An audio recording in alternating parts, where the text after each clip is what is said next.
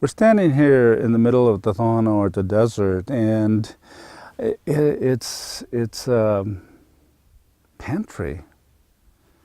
The foods that were given to us by the Creator to help us rejuvenate our wellness, that delicate balance of good mental, physical, and spiritual health are contained here. A lot of the plants were given to us as not only food, to be used as food, but also to provide us with medicines.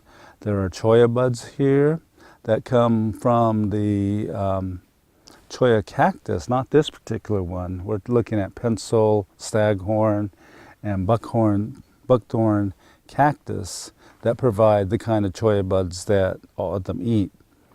Those are available right around April in spring. They're ready for collecting.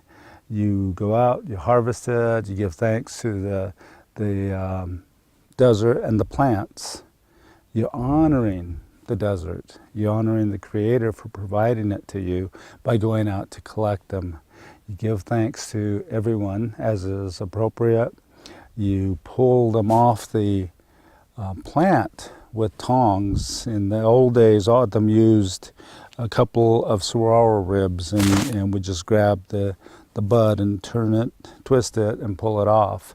And then you take the spines off by either putting them on the fruit, the buds on the ground, and rolling them back and forth, or you can burn them off. Then you boil them and they're ready to eat. One of the things out here besides the prickly pear that are harvested are the saguaro fruit. And these are ready in July or so.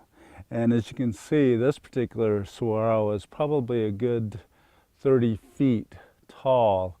People ask, well, how do you knock the fruit down? The fruit is always at the end of the arms or the top of the saguaro.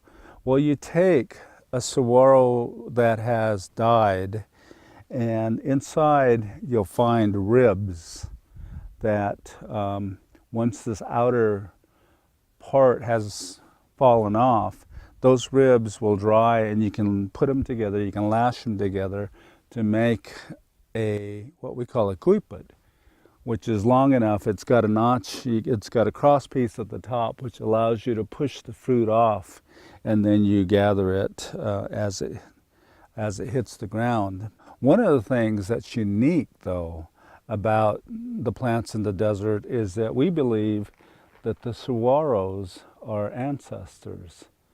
And therefore, while you can use the ribs from a dead saguaro for construction purposes or for harvesting, you can't ever burn them.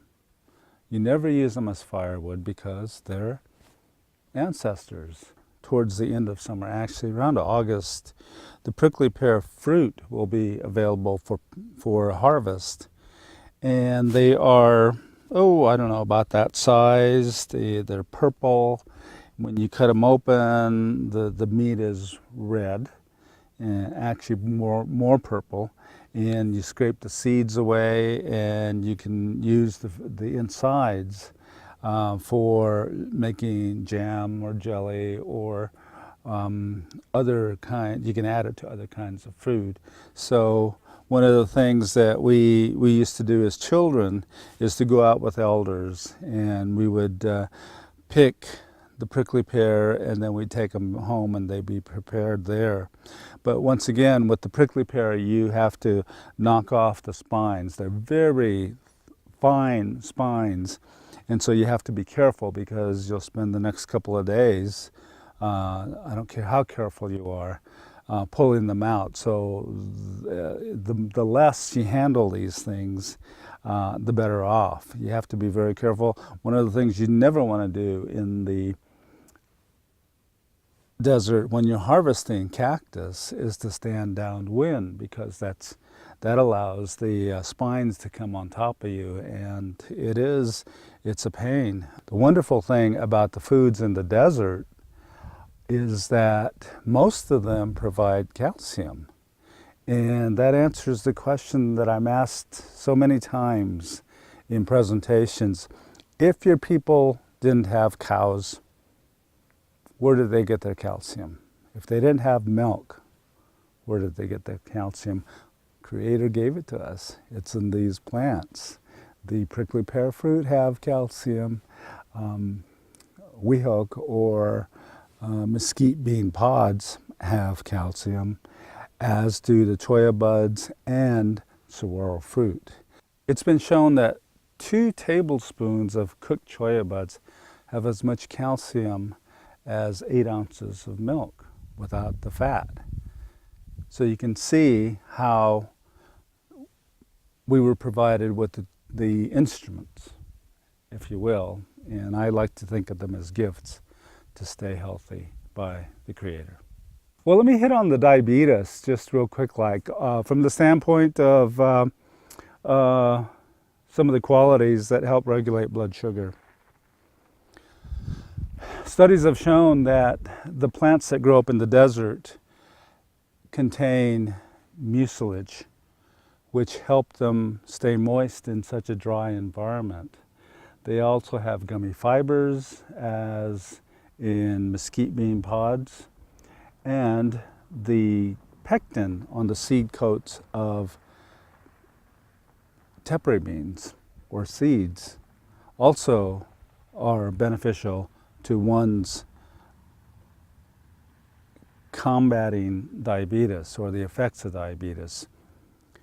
These substances, mucilage, pectins, and gums, serve to slow down, because it takes a long time to digest those, the introduction of the introduction of sugar into the blood. So the foods that were given to us by Creator, in essence, served a purpose. They're not just food, they go way more than that. I won't say that it's medicine, because the moment you say something is medicine, people will only take it when they're sick. And the irony is, if they ate it all the time as food, they might not get sick. All of these, I believe strongly, that when we collect them, harvest them, and offer the appropriate blessings and songs and ceremonies, is our way of giving thanks to Creator for providing them to us.